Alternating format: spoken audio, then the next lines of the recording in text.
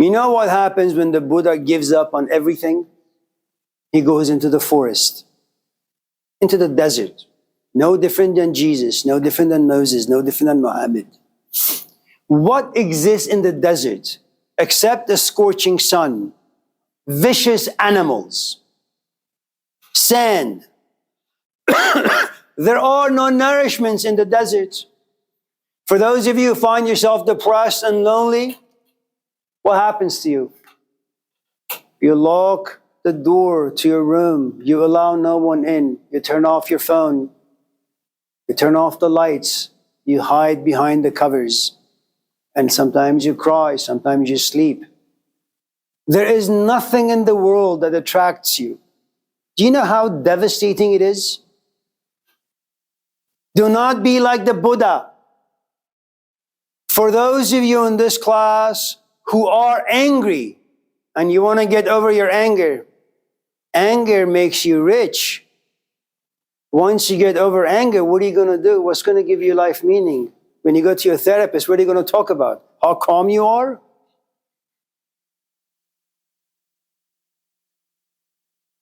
In your anger, there is a villain. You know who the Satan of your life is. You know who has ruined your life. And that hate will take you to Barnes and Nobles. It'll tell you what books you should read. When your phone rings and it's your friend, you know what sort of conversations you're going to have. Hate, anger gives meaning and direction to your life. The sort of hate and anger that the Buddha had, he just went within himself. No one to talk to. Nothing to talk about. And then he went and did something that Peter had asked. He becomes religious. Something all of us do. He sits and prays. He fasts. He meditates. You know, like for those of you in this class who walk the lake, once in a while you see these people with the yoga mats under their shoulder or arm, and they're walking. And they say, "Where are you going?"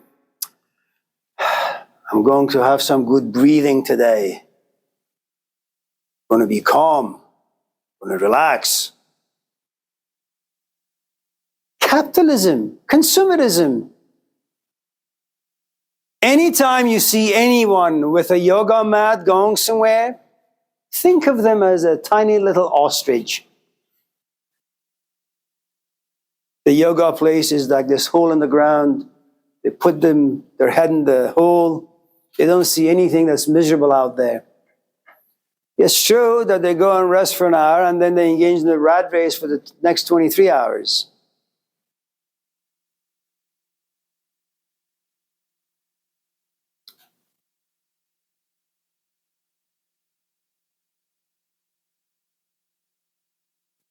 It comes to realize religion is no help. Fasting is no good. Meditation is no good.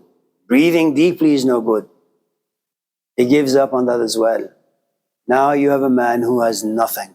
No God, no religion, no parents, no wife, no husband. He doesn't even have himself.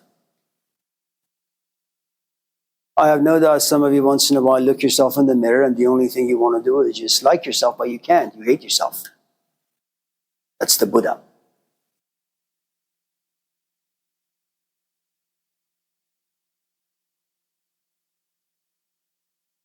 But here's the thing you need to understand about happiness.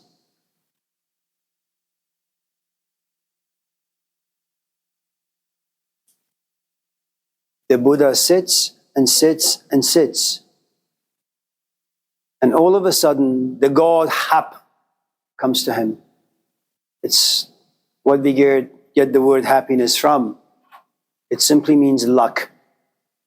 The word happiness comes from the word Hap, which means luck. The Buddha was just very lucky. James Baldwin was just very lucky. Malcolm X was just very lucky. Gandhi was just very lucky. Jordan Peterson was just very lucky. Friedrich Nietzsche was just very lucky. All these people are just lucky.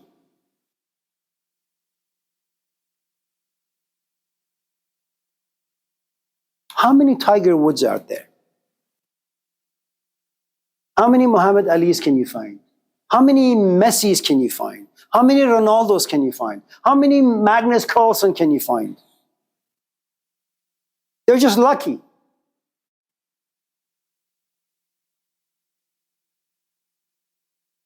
And all of a sudden he understands. And you know what he understands? He comes out, and this is what he tells the rest of us. To be born is to suffer. Well, that's a really happy philosophy, no? To be born is to suffer. Do you know there are millions of people who love their parents? They don't find their parents to be irrelevant. There are millions of people who are married and love their companions. Millions of people who have children love their children. They have jobs, they have a house, they have shelter. They love their life. And even if they don't, they find their life relatively meaningful. The Buddha comes forth, and you know what he says to us? Whatever your life may be, it's an illusion. Whatever it is you're doing, it's because you're miserable, sad, and lonely and desperate. You have one human being who can find meaning to his life, walks away from life, and comes back and ruins it for the rest of us. He comes to you and says, you're married. Yes, I'm married. Do you love your wife? Yes. And like Socrates, he comes to you and says, so tell me, what is love? Well, I love my wife. Well, are you telling me that without your love for your wife, if your wife wasn't there, you wouldn't have anyone to love? Yeah, that's what I'm saying. Then are you telling me that your wife is the creator of your love and therefore your meaning? Yes, that's exactly what I'm saying. So then are you saying that your wife has power over you? Well, I guess so. Does that mean without your wife you're lonely, pathetic? I guess so. Well, then you don't really have very much self-knowledge, do you? You can't be self-sufficient. Well, I guess not. Well, if you can't be self-sufficient, that's a pathetic life. Unlike Jesus, he comes to you and says, you know what? The kingdom of God lives inside you. Anyone without the kingdom of God and access to the kingdom of God is a loser. Why? I love my wife. I'm content. What I'm trying to tell you is the following. You have about 10 people in the entire history of the human race who are trying to make your life and my life meaningless.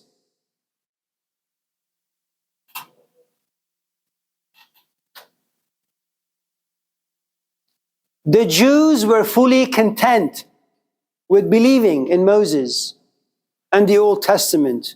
You have one miserable fellow named Jesus. What does he do? He comes forward and says, Moses is a good guy, but that's the letter of the law. It's no good. The spirit of the law is what he should seek. And you know what he's saying? Almost 3,000 years of Jewish tradition down the drain. Socrates, what does he do? Your life is good, you're going to school, but he comes and says, why are you going to school? Why are you doing philosophy? Why are you religious? He asks you all these questions, all these whys. And what do? What can you say really?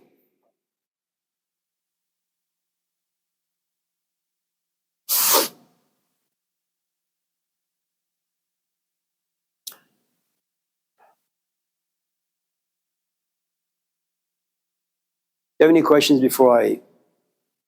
Shanti? I'm sorry?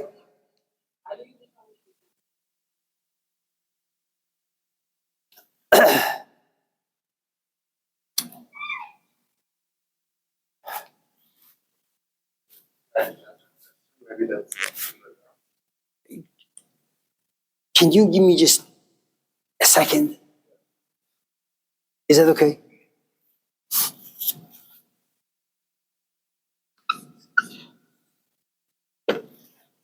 Shuanti Williams.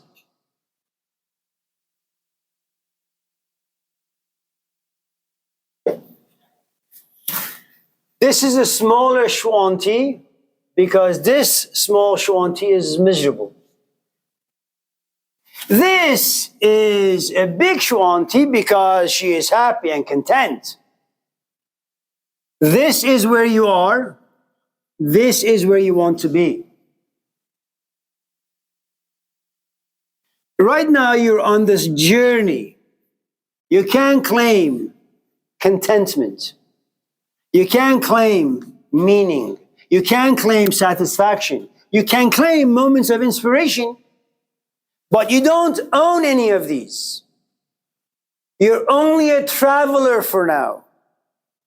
It's like you're getting in your car and you're driving to Zachary's. You're not there yet.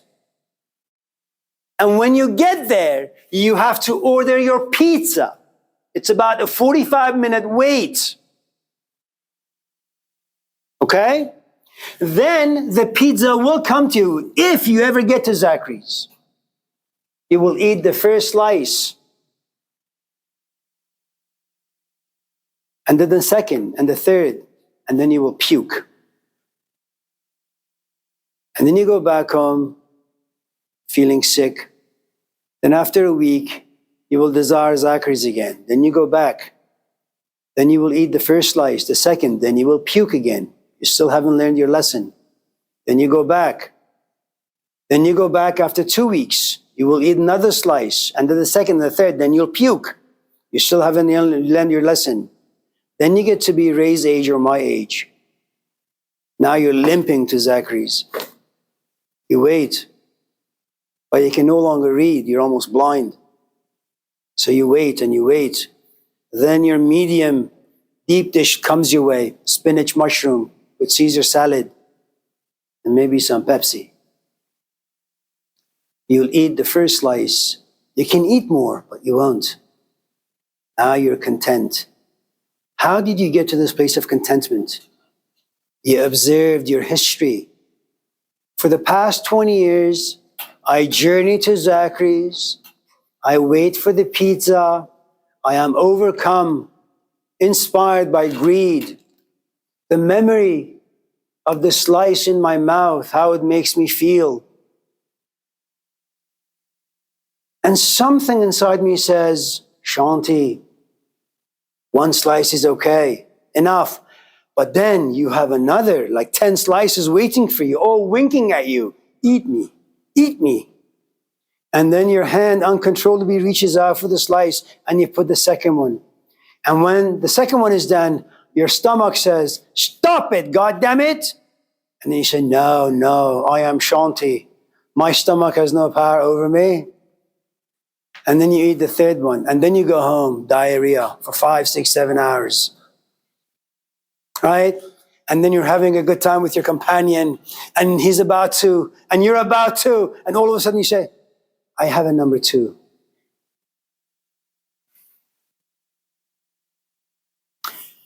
"20 years pass by after having made all those mistakes. And remember, every time you know what you shouldn't do, but you continue doing it, when you catch yourself. If you don't catch yourself, there is no shame. If you catch yourself, there is shame. See, Adam and Eve are not ashamed as long as they don't get caught. But once they get caught, they're ashamed. But you have to get caught by the right people. If a stranger catches you, I don't care for the stranger.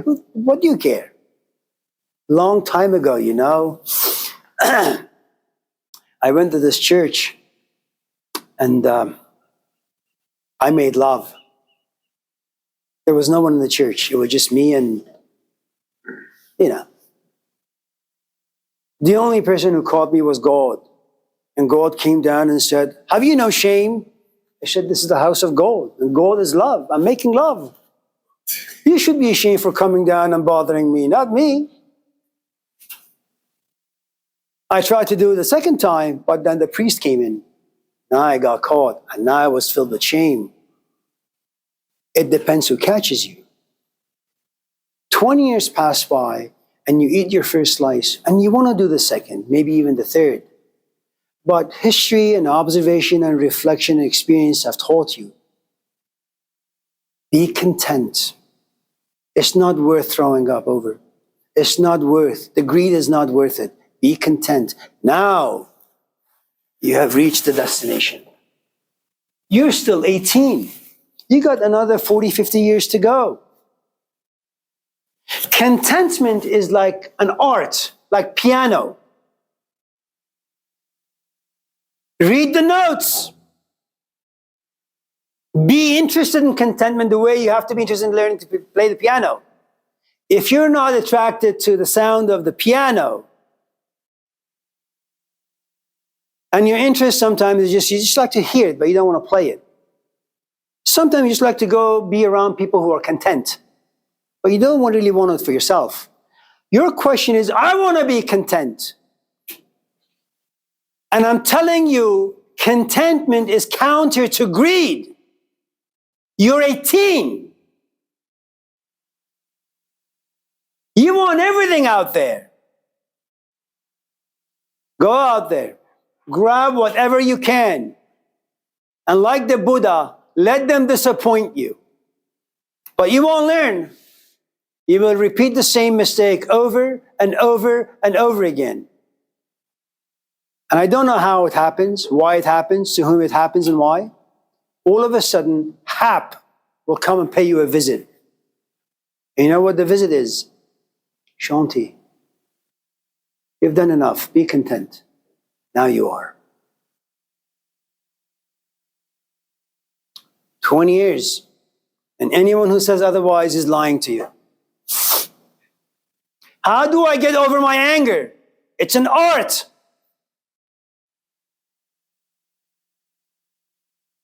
Anger is like a dish. You have all these components coming together, cooking inside you, and ultimately the dish is called anger. Do you know what the ingredients are? You're walking around just saying, I'm angry. Who cares? Do you know what ingredients are in your anger? How it's been seasoned, for how long it's been simmering. Before you can get over the anger, get to know that. You're angry at your father. It's not enough for you to be angry. You have to understand what it means to be a father.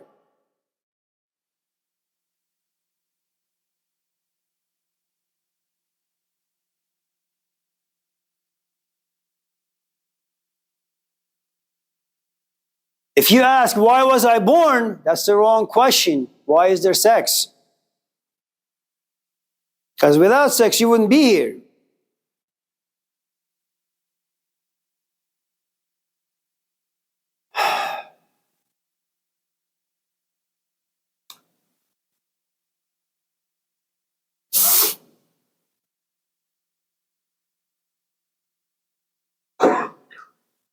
So, like, a lot of the conversation. It's what? A lot of the conversation happening around. That's like more related to like passive. I would like to hear thoughts on like. Okay. Since, active nihilism is the act of finding happiness. Nihilism, which I feel like relates to a lot. No. You should go home and watch some of these old martial arts movies. And so you have like this young kid, let's call him, I don't know, Kylie. So Kylie goes to this monastery where this old man lives with a couple of his disciples. He's got long gray hair that's like on the floor. He's got two really, really long eyebrows, this beard that's flowing to his navel. And Kylie goes to this master and says, I want to learn Kung Fu. And this old man looks at Kylie and says, what an idiot. Kylie says, no, really, I want to learn Kung Fu. See, old teachers are really, really good, especially those who've been around for a while and have genuine experiences. Looks at Kylie and says, my art is far too expensive for you. You don't have the funds. And Kylie, all young people being arrogant, says, no, I can do it. I assure you I can do it. Okay. I have that sink over there, you see, full of pots and pans. Go wash them. But wash your pots and pans? Yeah, you said you want to learn Kung Fu, right? Yeah. God damn it, wash the pots and pans. Okay, you say, but you do it with a lot of resentment. I came here to learn Kung Fu. I didn't sign up to wash dishes. And then you start washing dishes and he says, it's the wrong way of doing dishes. You go like this. Oh, okay. It's going to take you a while to get over your anger and resentment. You signed up for Kung Fu and this guy's telling you to wash dishes. And you do it for 5, 6, 7, 9, 10 years. So what the hell is this, man? Then you get tired. Then you say to him, I'm done. I don't want to wash this anymore. I'm here to learn Kung Fu. And he says, can you go clean the toilets? Didn't you hear what I just told you? I'm leaving. I understand. Leave after you have done the toilets. And you have to like bend over and do this and do that. And then as you're about to leave, he goes to slap you. And then he does. And you say, ouch! And then he says, next time my hand comes to cross your face, imagine you're washing a dish. Okay. At first you think it's silly. So he goes to slap you and you go like this. So, oh my God. You just defended yourself. And the point I'm trying to make is this.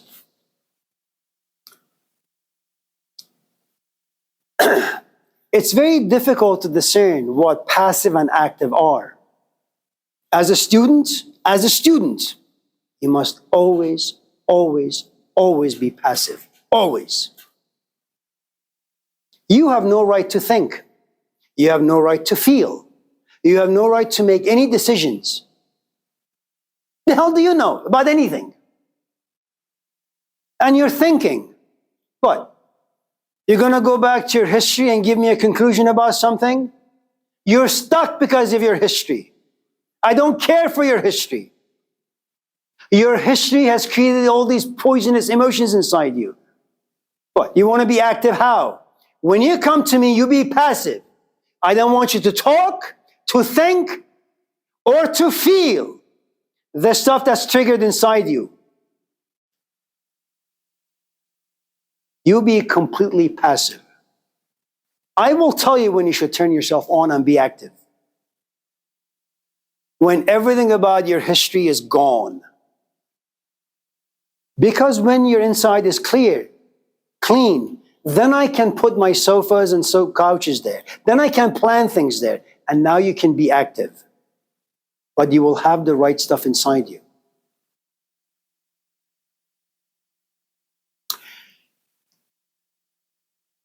This is not so much part of the Western narrative. If you have time, we have 5 minutes, so let me just give it to you in this way. And I'm going to borrow from my good friend Friedrich Nietzsche. But Nietzsche tells us a story, but it's not complete. So I'm going to complete the story for you. And if Nietzsche is alive, maybe he can learn a few things.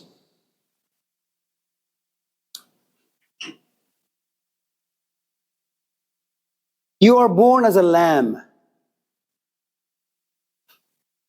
They are symbolic for innocence, for compassion.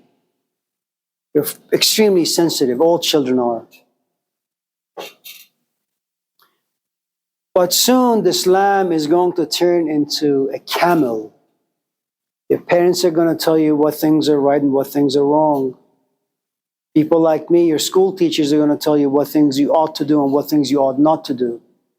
And then you walk into society. You have to say hello, even to people you don't like. And even if the teller is rude, you have to be nice to her or him. And that's a burden you have to carry. All of us in this class have to carry. None of you in this class like me. I don't really blame you. I don't even like myself, but you don't like me. But what must you do from 9 to 10:15 every Tuesday or Thursday? You formulate your questions in a way that does not offend me. You make your comments in a way that doesn't offend me. That's the burden that you have to carry. You've become a camel.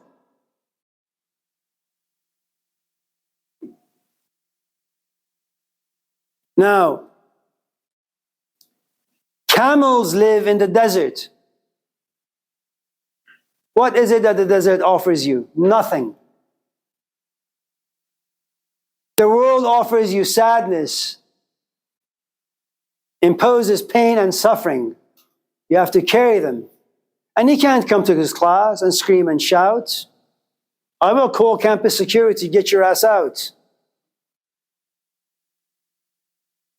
The emotions created inside you by society, you have to carry. You become metaphorically a camel. You're no longer a lamb. You're no longer innocent.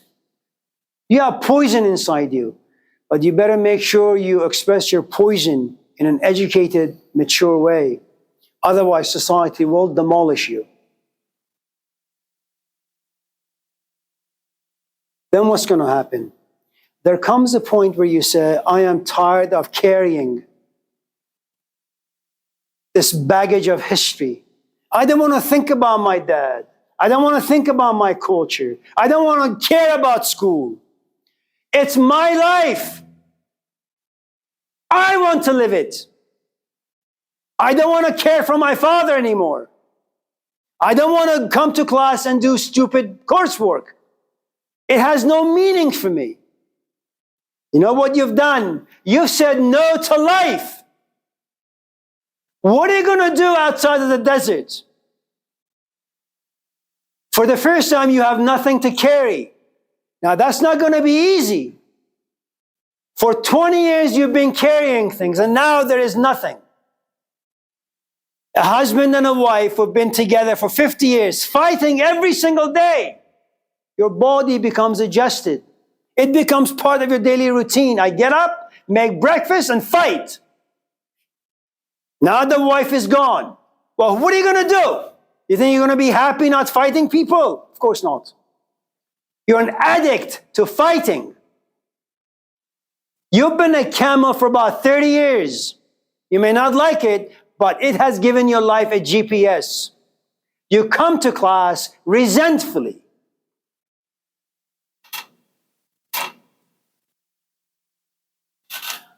Your knees are going to give, and like a good camel, you're going to go like this, not carrying anything anymore. I don't care.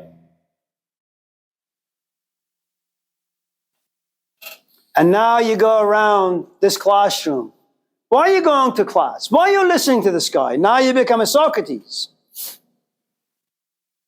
The stuff you've been carrying are no longer meaningful to you. So you know what you do? Now you exercise your cruelty onto other people. Why carry them? Why go to work? Drop out of school? Why pay mortgage? Don't do anything. The hell with society. Why do you bend over to authority figures? Why do you worship God? Hate all of them. They mean nothing. Be free. You thought it was just a luggage you were dropping off. No, now you're carrying another luggage you don't really see. It's called arrogance. You're a dragon now. You're poison to society. You're telling other people that what they're doing is no good, meaningless. You're like a Buddha. You're like Socrates. No. You become a dragon, and this fire comes out of your mouth. You destroy everything. But you see, this arrogance that you now carry has now given you meaning and has made you a bully. Yes? How are you defining activism?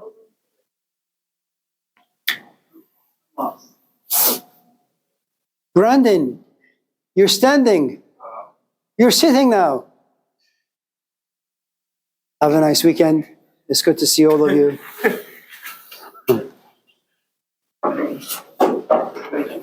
Take care, Brandon.